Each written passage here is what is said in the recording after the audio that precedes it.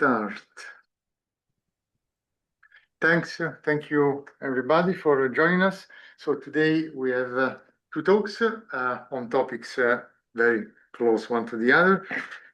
We have the pleasure to have the first speaker remote from Poland, and the second speaker is a visitor here at CfA, Solen Balman. So let's start with the first speaker. Let me introduce it to you.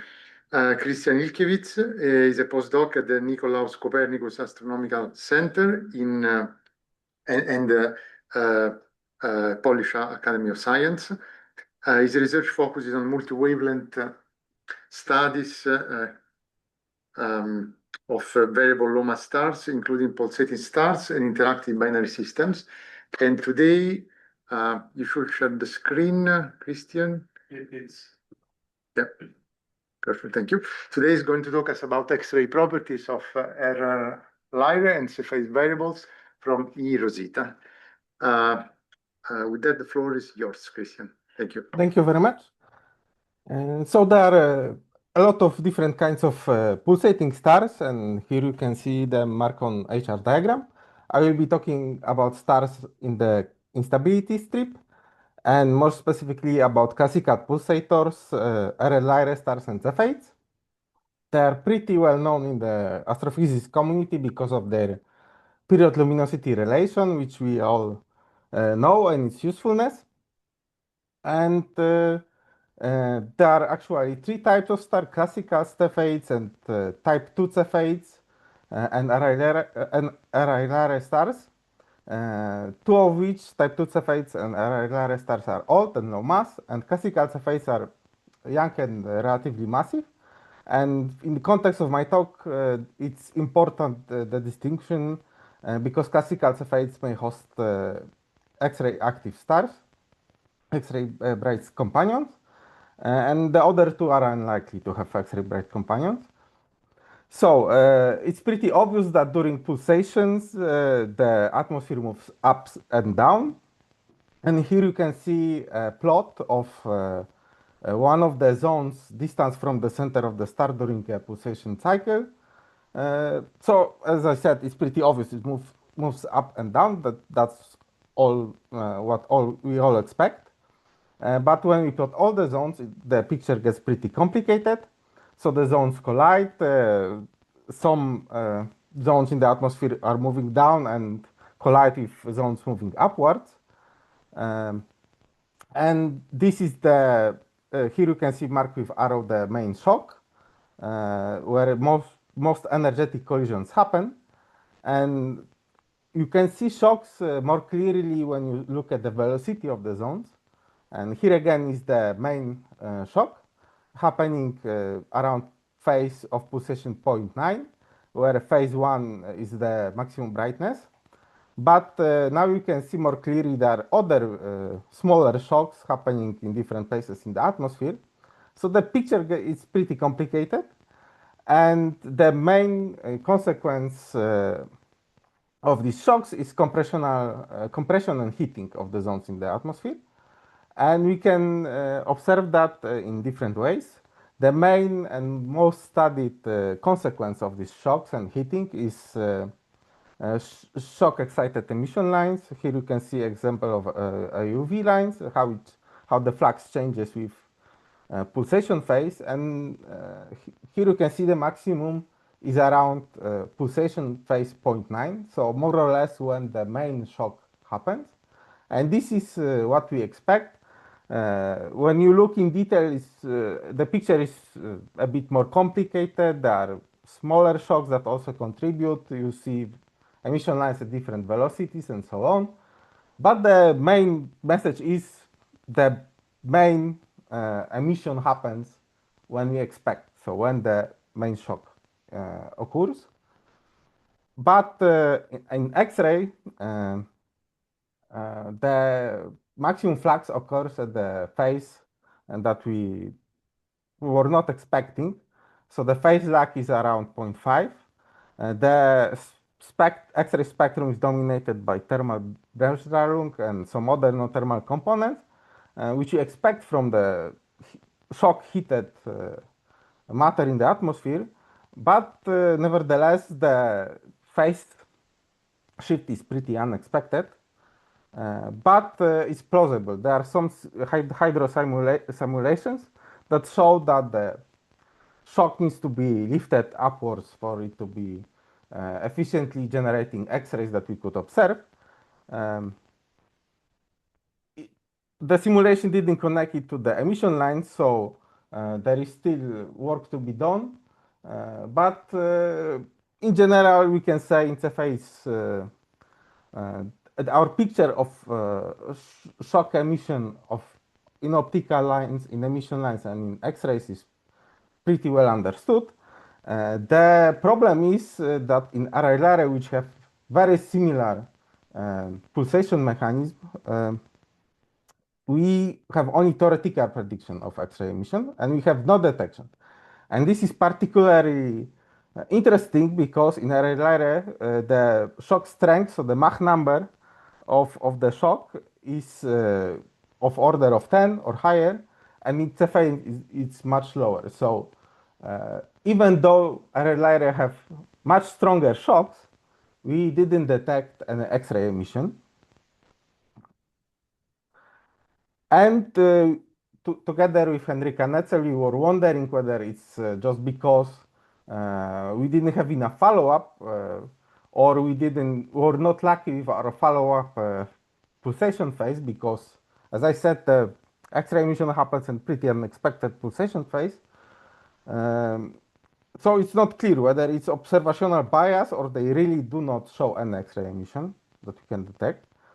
So we observed, we took a sample of RR Lyrae and Cepheid stars in the Western Hemisphere, where there is public data from eROSITA, in soft X-rays where we expect to see emission from RR Lyrae stars. And we just correlated all detected eROSITA sources with position of these classical pulsators. And this is the list of stars that we found that are candidate X-ray emitting stars detected by eROSITA. And this is just the distribution of luminosities, and RR Lyrae here are in blue, and Cepheids are in orange. So immediately you see that it's pretty surprising that RR Lyrae are detected to be the most luminous, even though we didn't have any detection before. So this is a bit suspicious. And when you look into more detail at the distribution of distances of Cepheids, so here is a distribution of the distances of all Cepheids in the hemisphere covered by eROSITA in blue, and with red dashed lines we see our detection, and what is visible is that the detection rate drops with distance. And this is what we expect, because the farther the star is, the fainter it is, the less likely we are to detect it. So it's common sense. In case of RR Lyrae, it looks pretty random, meaning most of the stars are probably are just chance alignment of some other X-ray bright source that was close to our RR Lyraes. And more common chance alignments in case of RR Lyrae than Cepheids is what we expect, because the sample size was order of magnitude higher in RR Lyrae. So obviously spurious detections are more likely. The only likely RR Lyrae star that we detected is the closest one, because it's the closest one, so it's most likely the real detection, simply. And if we look at the period luminosity relation, where luminosity is of the X-rays, this is the plot for classical Cepheids. And interestingly, we see some kind of period luminosity relation in X-rays, which is pretty similar to what we see in the optical. Of course, it needs to be confirmed with follow-up observations, because this is just survey data, not directed observations. But nevertheless, the relation seems to be there. And this is what you expect if truly the X-ray luminosity is not directed by any, not it's mainly related to the size of the star. So the brighter the size, simply the brighter the X-rays. And the same thing, if that is true, is seen in RR Lyrae, which is just fainter because it's smaller, even though it has stronger shocks. Uh, and this picture is not confirmed by type 2 Cepheids, which is somewhat surprising because its ratio of brightness for the same period of type 2 Cepheid and classical Cepheid is reversed compared to optical. In optical, classical Cepheids are brighter for the same period because they are larger, and type 2 Cepheids are fainter in the optical. And in X-ray, it seems to be reversed. Uh, so that's pretty interesting. And there are only two stars for which we have pretty good X-ray light curve. And this is one of them. And the X-ray maximum happens at the same phase as we saw in the Cepheids that were previously detected in X-ray, so around pulsation cycle 0.4, where there is maximum radius. What is interesting is for the first time we see possible double peak of the maximum count rate. And this shows that maybe the picture is a bit more complicated than we previously thought. And there is another X-ray light curve that we have. And what is interesting that besides this X-ray peak that we observe at similar phases as previously, so around phase 0.4, 0.3 here, we see two other peaks, which I would normally assume were noise, but they happen almost exactly at the same pulsation phase, so around pulsation phase 0.8. And this is interesting because this happens more or less where the main shock occurs. So it's not that there is a time lag between the main shock and X-ray emission, is that the previously detected emission at phase 0.4 is from some smaller shock, which happens at near maximum radius. So the dissipation of energy takes longer, so it's more spread out in time. And the main shock is more luminous as you would expect, but it occurs at much shorter time scales, and we would maybe missed it in before because we didn't have that good coverage of pulsation cycle. So that's the main results. So the main result is that strong shocks doesn't equal strong X-ray emission, and it's just the size of the star that dominates what is the X-ray luminosity. And multiple X-ray peaks in light curve suggest that the X-ray emission mechanism is more complicated than previously thought. And what is important is that for our result of the period luminosity relation in X-ray is that not for all stars we have good light curve. So eROSITA observe different parts of sky for different amounts of time, and for some stars it's only like 40 seconds in total.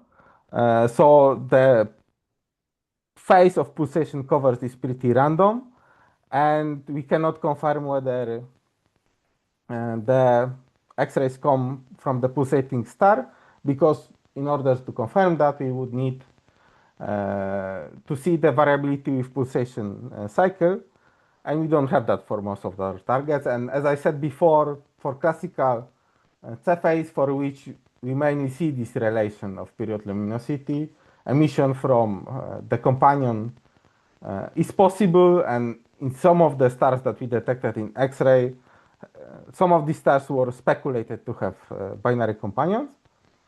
And in general, I think for the field, what is important is to, in the same simulations, for example, link optical or UV emission lines with X-rays, because from what I have seen, the papers treat these two questions separately. And to know for sure that the what is the time lag between the main shock and X-ray emission, I think you would need to simultaneously in your observation explain the emission lines which occur at the pulsation phase that you expect and the X-rays that are time lag. And that is all. Thank you. Thank you. Okay, we don't have microphone. Oh, yeah.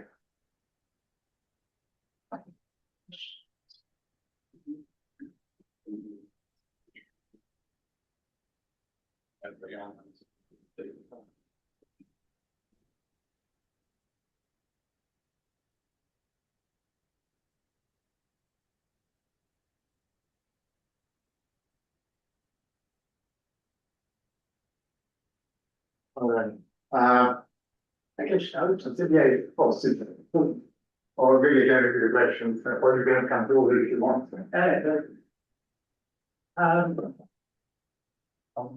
I'm just wondering, is it possible that there could be UV leak in here that's giving the appearance of X-ray emission? There could be what? Sorry? Come closer. Can there be UV leak? Essentially X-ray EUV or UV emission that is Okay. masquerading as X-ray. Okay, so it's with eROSITA there is optical loading, and to be honest, I'm not that familiar with the detector to know for sure. But it's possible to convert some UV or optical photons for them to be detected as X-ray photons by eROSITA. When the star is bright, and some of our Cepheids are pretty bright below V magnitude of 5, which the eROSITA team says could be affected by this effect of UV photons being interpreted as X-ray photons. Question, can I ask a quick question? Krystian, so I didn't notice, or I maybe didn't see that what are some shock velocities and temperatures associated with these detections? So temperatures, I guess it differs between RR Lyrae and Cepheid, but 20,000 Kelvin, I think. But Federico may be better suited to answer that question, since he did the spectral analysis of the Cepheids, and I didn't do spectral analysis because we didn't have enough signal to noise in X-rays. And concerning the velocities, as I said, Mach number around 10 in RR Lyrae stars, and which translate to more or less 100 kilometers per second. 100 kilometers per second. Okay. More or less. Yeah. More or less.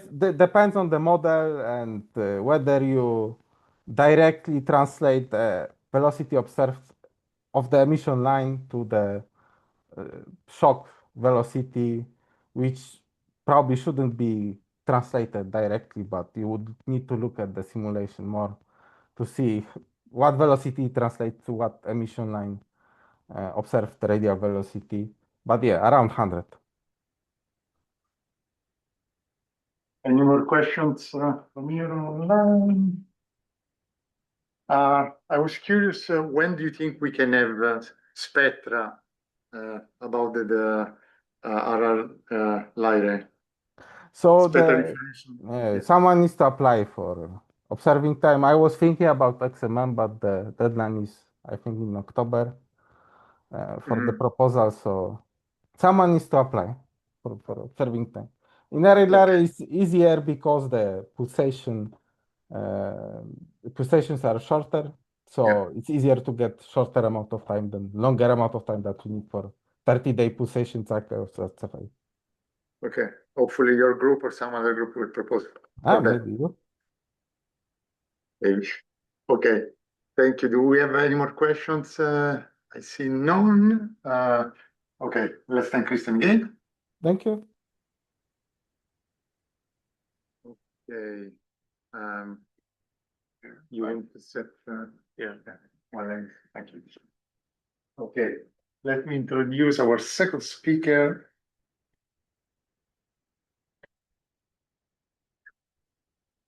Okay, I'm very pleased to introduce Solen Balman. So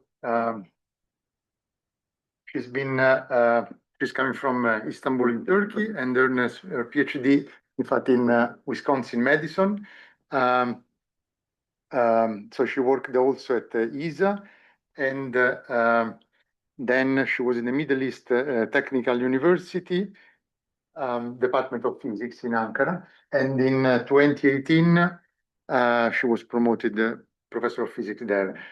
He has later joined the Istanbul University, Department of Astronomy and Space Science in July 2020, and as a full-time professor of astrophysics.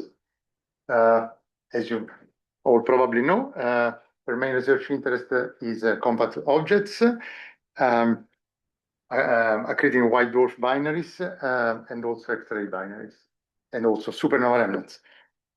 So he's an expert of spatial, spectral, and timing analysis. And today she's going to talk us about the nature of accretion flows in non-magnetic cataclysmic variable in the X-ray regime.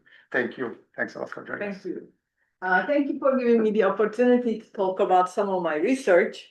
And I'm very happy to share this with you here. And okay, so I've been talking about accretion flows in cataclysmic variables. So just to give you, just to put some basic references, I'll be talking about accreting white dwarfs. And these are the three main divisions of accreting white dwarfs, not that there aren't any more to this, but symbiotics, AMCVN stars, and cataclysmic variables. Oops. Okay. Right. And so here symbiotics are wind accretors, and they do have disk accretion too, but they're at very high orbital periods. And CVNs are extremely short, ultra-compact systems. Okay, and today we're going to talk about cataclysmic variables. They do Rosholm overflow with lake-type main sequence stars. Orbital periods are short, so less than 16 hours. Some other sort of longer periods do actually exist.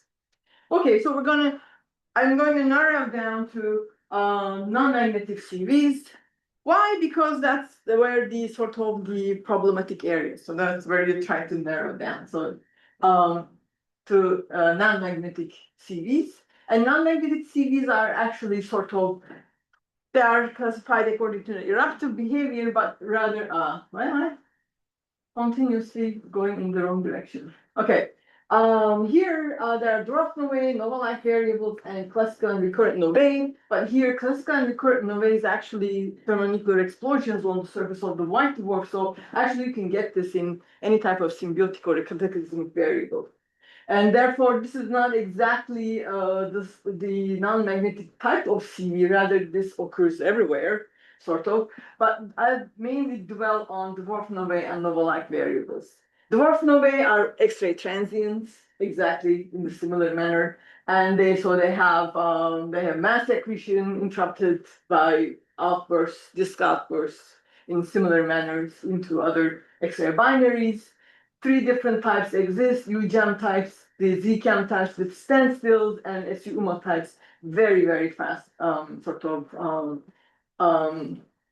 outbursts and super outbursts exist in this regime in the SU-UMA types. These are all systems with periods less than 2 hours, orbital periods less than 2 hours.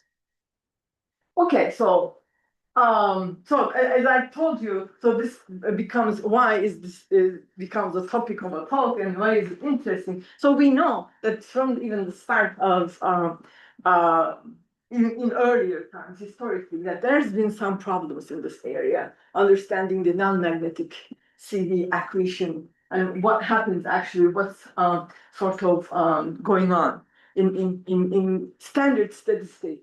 So what the understanding of accretion flow in CVs is basically you have standard steady state that, let's say historical, a more conventional understanding is that you have steady state accretion in a standard sector disk, and you have basically boundary layers. And then comes some calculations over in the historically done. These are older studies, as you can tell.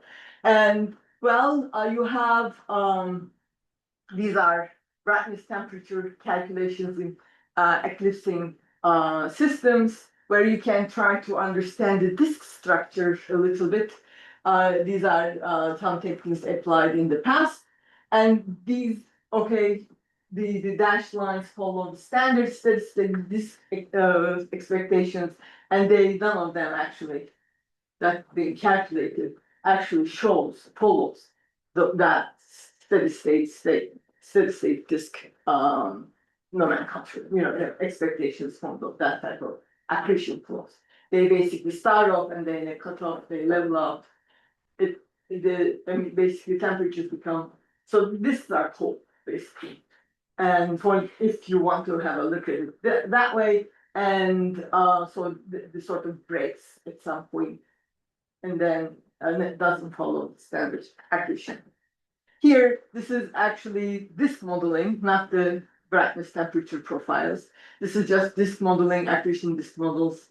They basically, it fails to fit both color and flux simultaneously. Now, this is accretion rate versus disk radius as you go in. Actually, this is not realistic. It is actually not working. That's what it shows.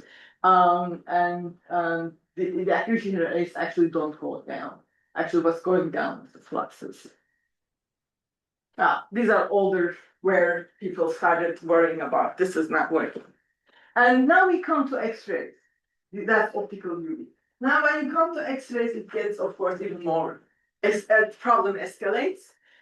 And you get here and you see the standard boundary layer theory with what you expect is you have the accretion luminosity, half the space in the disk, half the space in the boundary layer, and you have some sort of boundary layer, soft X-rays, when it's higher accretion rates, hard X-rays, and the lower accretion rate regimes. And then you have dwarf novae, which basically are X-ray transients, they transit states, just like other X-ray binaries do.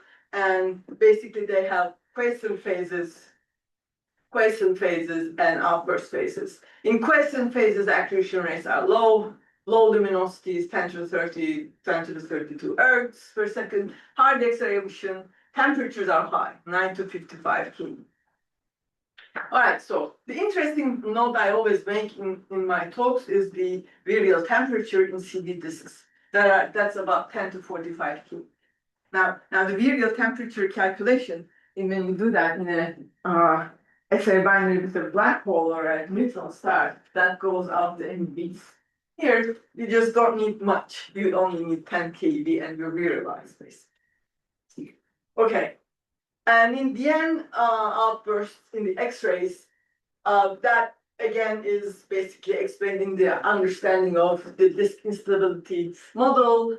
And just like other X-ray binaries and tidal thermal instabilities, when the disk grows too large, and there's the enhanced mass transfer when there's too much irradiation, sort of it enhances the mass transfer if you irradiate secondary.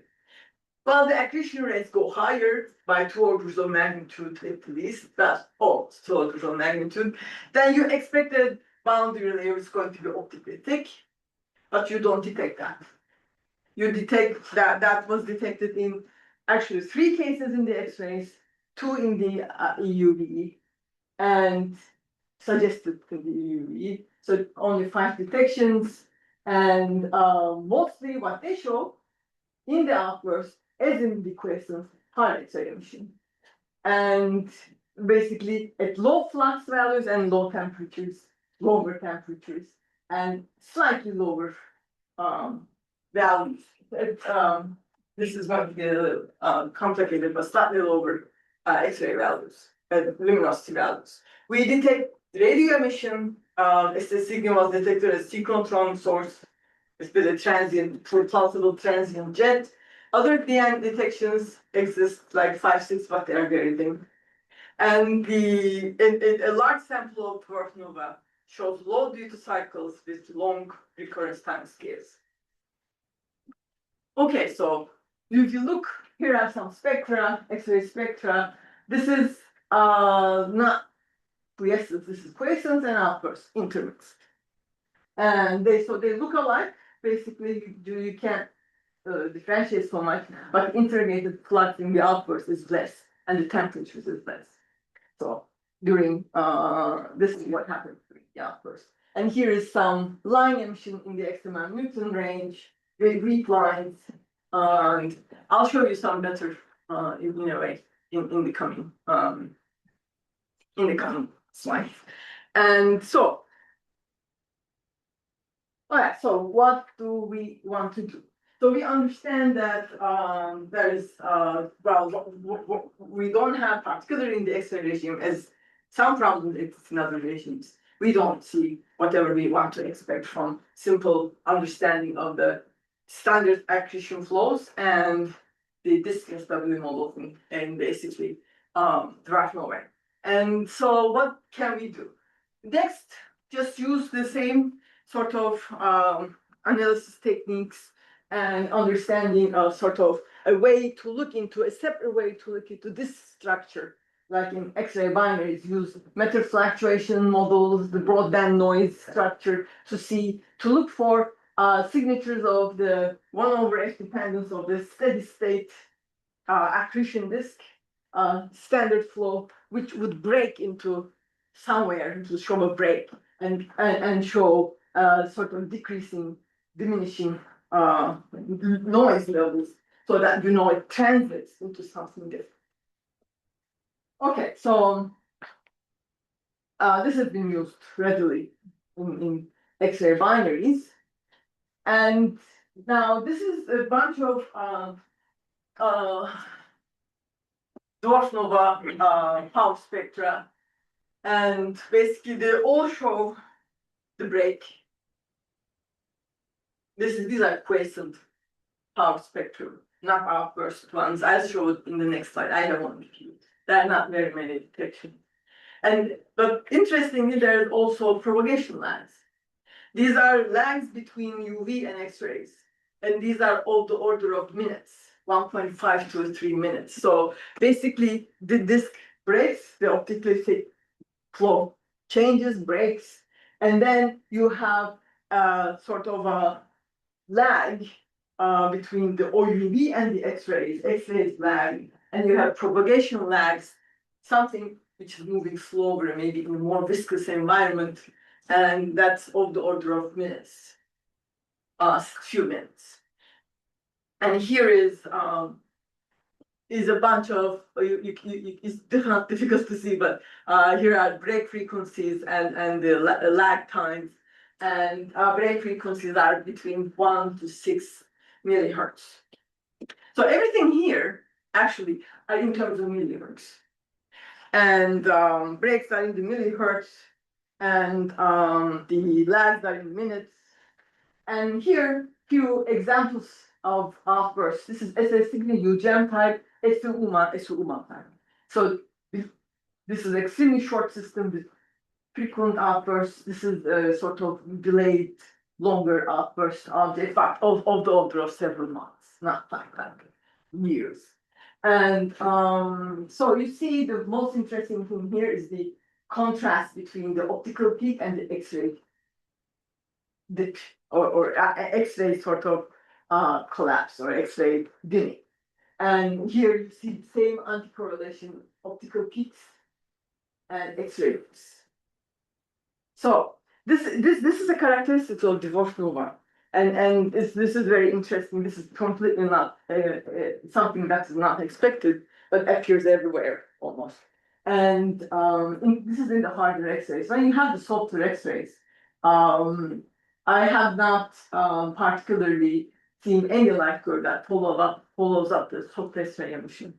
So I cannot put any plots for you there. Maybe I'll try to see if there isn't any actually. So I couldn't put it here. Okay, so here is two broadband noise power spectra, and over here this is quiescence, this is outburst, this is quiescence, that is outburst. So in the outburst, the noise goes into the higher frequencies, and you might have some, of course, periodicities, but actually these are not very significant. But so the noise moves into the higher frequencies, and or rather here it becomes almost flat. But then you see that the disk, the sort of disk itself, it basically it's moving towards the white dwarf. It's moving in. So the break actually disappears. There's no break in the outburst. The break is somewhere here. Here it's very difficult to detect one. But you can do it in quiescence. You can see the break. And between the outbursts, the fluxes are decreasing, which should be increasing in terms of DIM expectations. And here, you have, this is difficult to see here, but this was a calculation done years ago. And on a model for assessing for coronal siphon evaporation and creating a hot flow, or rather a corona, and how this basically, how this actually affects the emission and the outburst and everything. And here, basically, these are without the coronal flow, and these are with the siphon flow, basically the corona, and that shows the frequency breaks, where the theoretical frequency breaks, where they are supposed to be, and that's around 5 times 10⁹ centimeters, which we basically picked during the quiescence from the broadband noise, around 5 times 10⁹ centimeters frequency break, assuming all these breaks are dynamic. Okay. And so there is actually a lot of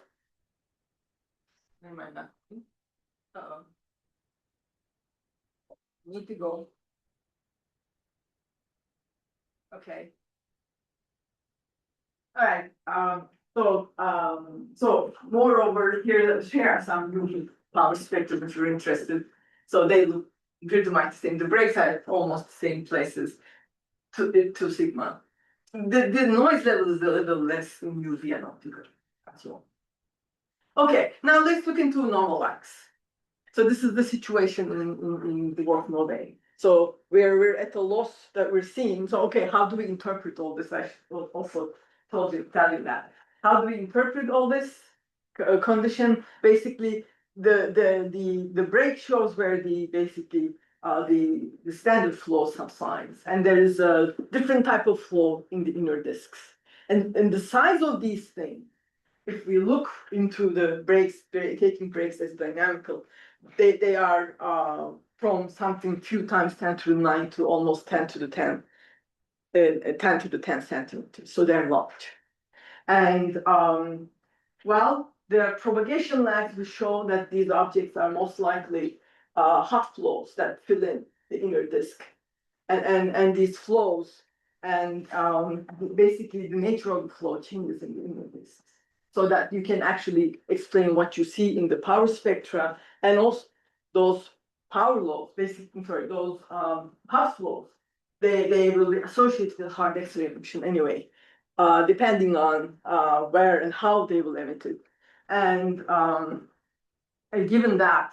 When you look at it, so that will reside during the quiescence and in the outburst. So they don't go away. They're just like, in a way, in the other X-ray environments. Okay, normal X. Normal X are more interesting. Not more interesting, similar problems exist. So I forgot to tell you about some of the problem in the normal X, the plot I showed you, but these basically, they seem to, in UV and on the optical, they seem to miss some part of the hot inner flow, and they are just in generally redder, and basically the, so there is some inconsistency with the standard steady state, the accretion flows and accretion standard accretions. Some modeling has been done, changing the standard disks, some modifying them, for example, creating holes in them, and it actually models the UV pretty well. And okay, now in the normal lights, in the X-rays, of course, it's a high space series. Normal lights are high space series at higher accretion rates. Okay, higher accretion rates, higher luminosities, and what you expect, of course, the boundary layers for steady state accretion, they should be all optically thick. Emitting the UV, optical in the UV or soft X-rays, but we don't see any of that. What we see in the normal lights is basically hard X-ray source with luminosities less than a few times 10^32. Hard X-rays, hard sources. All of them. There isn't one which is short X-rays basically.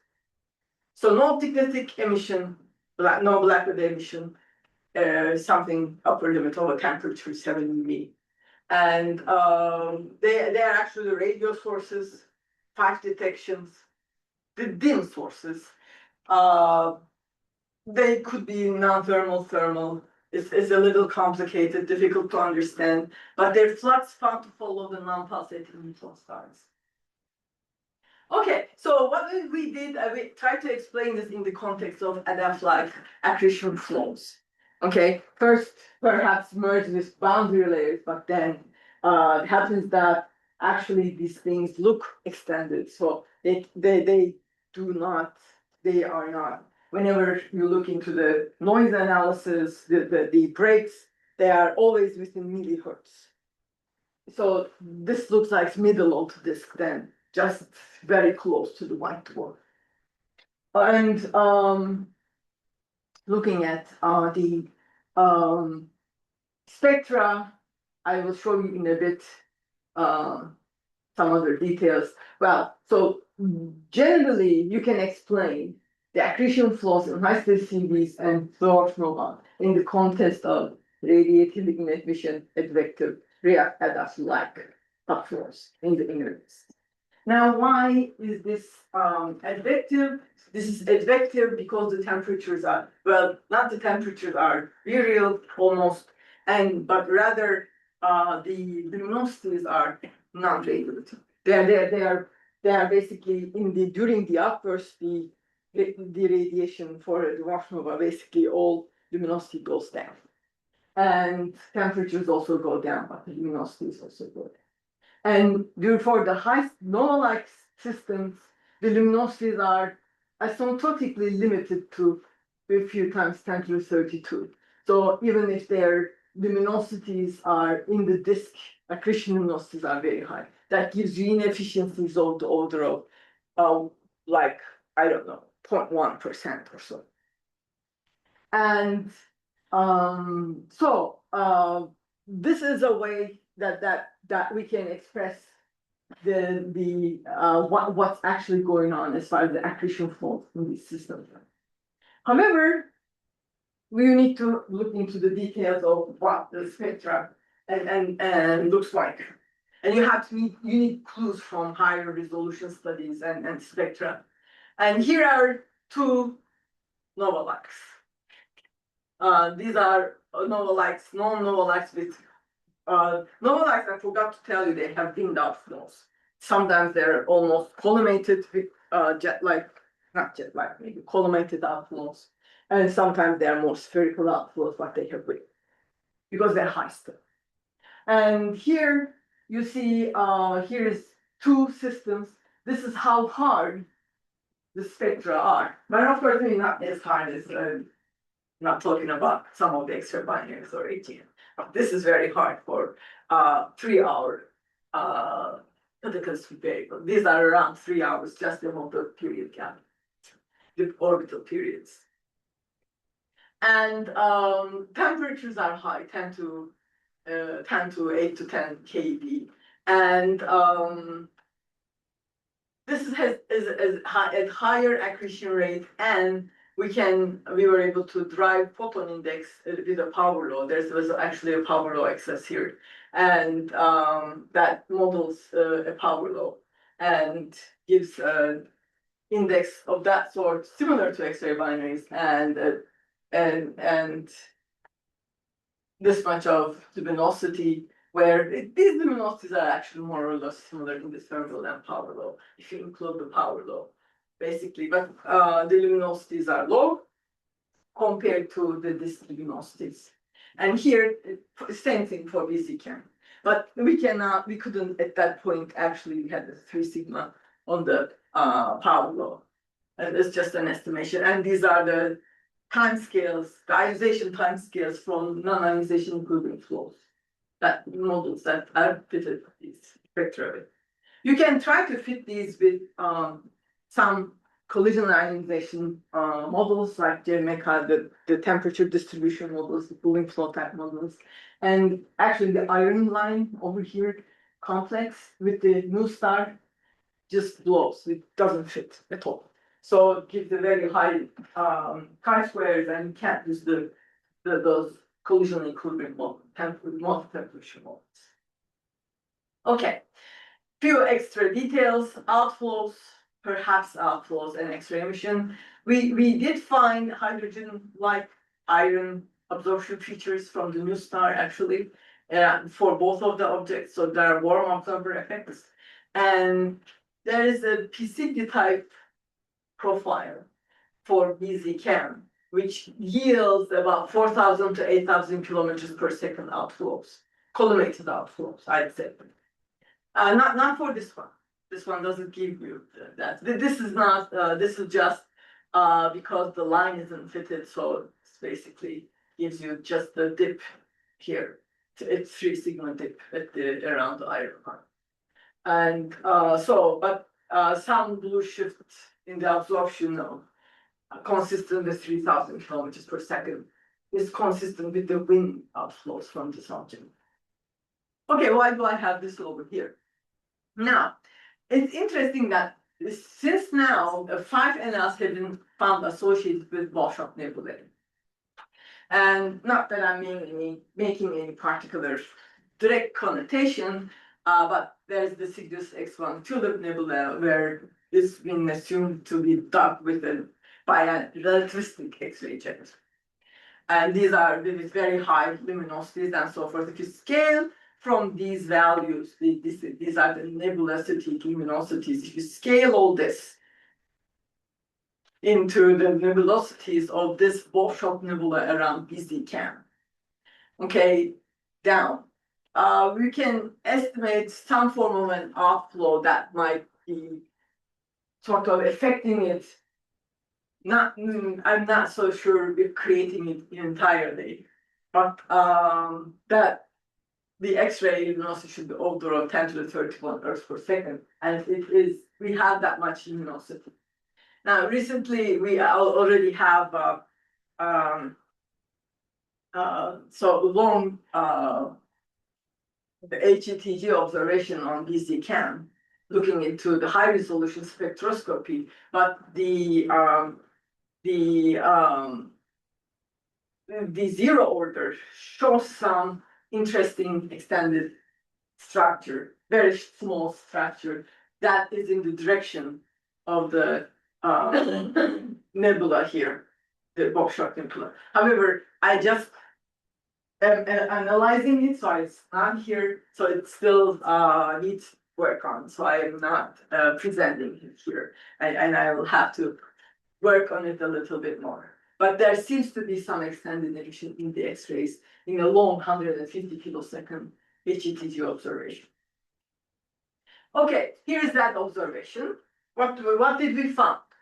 Well, I changed the Swift to the zero order Chandra. That gives me a nice look into the basically one absorber effects, some ionized absorption effects, though I cannot. It's a little different in the HETG Heg and Meg simultaneous analysis than the broadband analysis here. But then the continuum also makes a difference. So I have sort of two sort of types of plausible ionized absorption. So what do we have? We found lines, basically. I will just show them in the next slide. Total line flux is about 3 to 5 times 10 to the negative 13. This is the total line flux. Individual are on the order of 10 to the negative 14. Spectral characteristics differ because of the modeling, okay, the models you use, and the non-ionization equilibrium models provide higher KeV with, again, of the order of 10 to the 11. This has to be per centimeter cube, and ionization time scale, which is not exactly, this is slightly closer to equilibrium, but not necessarily in equilibrium values. This is a tricky 10 to the 11 ionization time scale, so it's a tricky. So that doesn't tell us that it's actually any equilibrium is established. And over here are the luminosities in the 0 order or the +1 or ±1 orders of HETG. They're more or less similar. And now the power law actually can be found from the 0 order and this complex modeling. And it gives 3 sigma, sort of 3 sigma excess for that matter. Here is the line diagnosis. Here are the lines. So you see very narrow line emission. So that's one of the characteristics of these hot flows.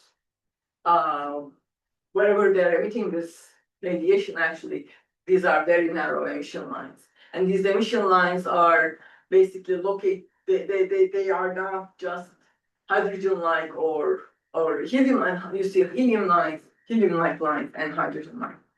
And in the ratio of these two things are not more than 2 to 1. And in the high state ECCAM, we were able to get the not the neon and oxygen, but then silicon, magnesium, sulfur, and iron. And the iron lines are very interesting.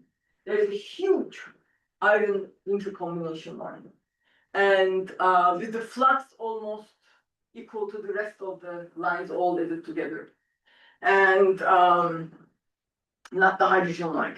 The temperatures are of the order of 5 to 6, 7 K. So in the main emission, but with the G using G and R ratios, the temperatures are, the line emitting regions are 3 to 6 to 10 to the 6, to 3 to 6 times 10 to the 6. For iron is a little hotter.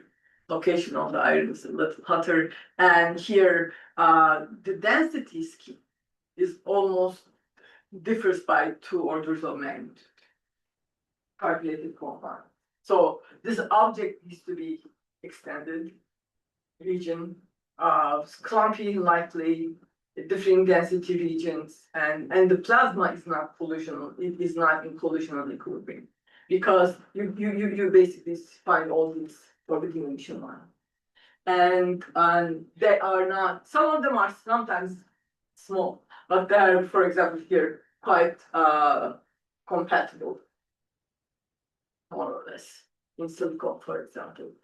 Here also. Anyway, so this is what it looks like. So what the interesting thing was that actually we did this prior to BCCAM. Here is a XMM Newton analysis of another dwarf nova. This is EPIC and RGS analysis. And this is too complicated. I'm just going to say a few things and pass this slide. Basically, this is our first spectrum of a dwarf nova. This is a quiescent spectrum, much harder and prominent iron lines. This is like a helium-like line. The temperatures are here down. Quite depends on the model you're using, but here you cannot use any non-ionization equilibrium models. This is very interesting. Now, the broadband EPIC is not modeled by any non-ionization line, big non-ionization plasma model because of this ion line here, won't fit. And in general, you have basically, I don't want to talk so much on warm observer effects. I will show you in a bit with loci that is lower in the outburst, so it's colder ionization absorption in the outburst and so on. And during the outburst, as you see, you have lower luminosities and higher sort of luminosities in the quiescence actually. Here you can't see it, but there's a factor of 5. This goes to be, this could be as large as, I have like 2 slides left. This is my last object, and I have conclusions. And I'm just going to sort of show the lines here. This is the RGS analysis. Now, the interesting in quiescence, we don't have any resonance lines, no intercombination lines, just forbidden line emission of it's actually magnesium and silicon and neon, and basically no other thing. So this plasma is not in ionization. Looking at the line diagnosis. In the outburst, this changes. Completely different object comes in. You have all oxygen and neon. Oxygen was completely non-existent in quiescence. And we get oxygen and neon. Intercombination lines are the brightest. And you have density scale that scale is almost 3 orders of magnitude. And temperatures are low if you calculate from RGS. But total line flux, 3 times 10 to the minus. This seems to be a very interesting number. That is always there. In a high scale CV, quiescent dwarf nova, and in outburst. So in any way, the interesting thing here, okay, this didn't pop up nicely here, but here is the first RG6 absorption feature in quiescence in a dwarf nova. Here is actually the absorption line, and when you fit it with a warm absorber, it disappears. So it's around basically. I had it over there. The log cycle around 3, and so here are the RGS fits. The interesting here, I'll just note here, is that the outburst is very problematic to model because of the line emission due to RGS and the epic emission do not give similar results. Now you can try to do the modeling, and then if you introduce basically it's a J model with a N model, 2 different types of models, then it works with a warm absorber pretty low in temperature, but the N model is exactly from the RGS comes in. This is the remodeling of EPIC, and the J gives more or less the correct spectrum. Okay, final remarks. I'll finish over here. And so we can explain most of the complexities in the X-ray regime, which can interpolate into the other wavelength as well as basically optically thick disk structure, basically diminishing in the inner disks of non-magnetic series and creating basically radiative inner sheet advective hot flow structures as in react adapting lag. That's the sort of a model of emission and a model of sort of accretion flow, let me say. Emission is not a good word. And basically inside accretion disks. And some of the interesting also iResolution spectra is consistent with a subcapillary flows, basically. These are this is an upper limit from the narrowness of the emission lines to the basically capillary speeds, and that does 1,000 is like in the middle of the skinway. So if you imagine that, and so these are subcapillary, they are closer to the vector. These are definitely subcapillary, and spectra consistent with plasma, basic non-ionization proven plasmas. So these are actually not exactly the idea of the RR, but these are more like, I in my last paper, I refer them as thermal RRs.